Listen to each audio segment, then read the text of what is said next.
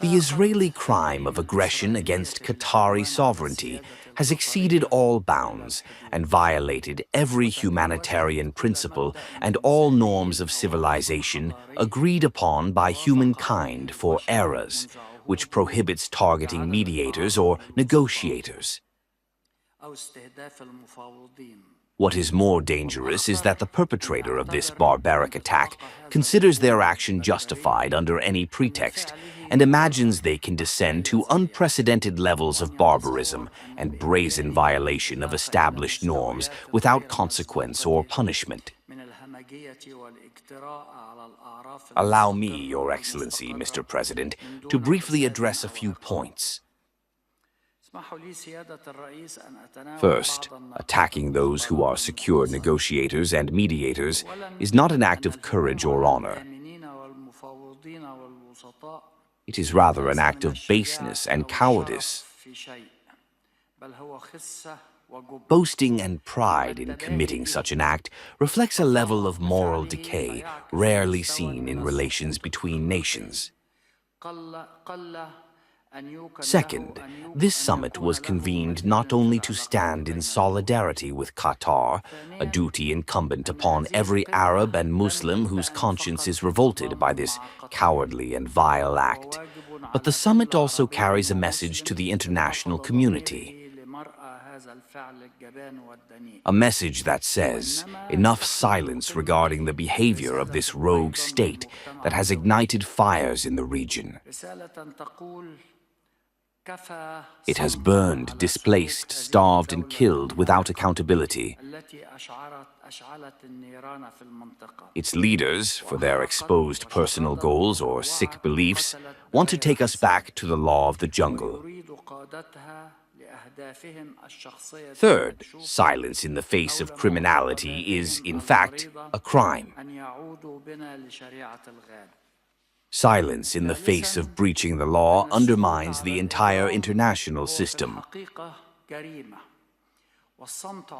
2 full years of silence regarding the criminality and barbarism in Gaza have reinforced the perception among the leaders of the occupation that every action is possible and every crime can be committed with impunity.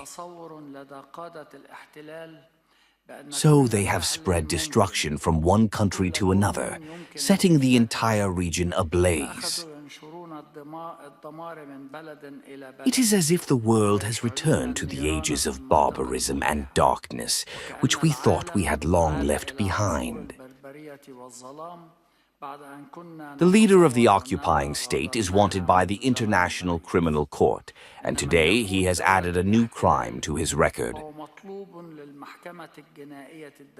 We call upon all supporters of the law and people of principle around the world to unite in working to prosecute all war criminals accused of genocide in Gaza and of violating the sovereignty of several regional states and attacking them under pretexts and justifications that exist in no law or international statute.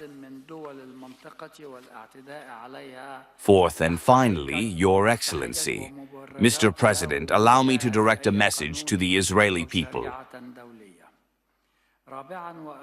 What your government is doing in your name will not be forgotten. The crimes will not be forgotten. The killing of 63,000 people, the starvation of the Palestinian people, and their displacement in Gaza will not be forgotten.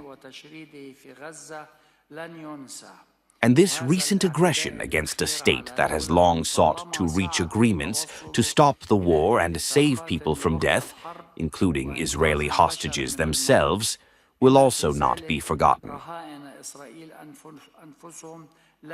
What the Israeli government is doing in your name destroys every foundation for peaceful coexistence in the region in the future and places coming generations before a dark future dominated by violence and conflict.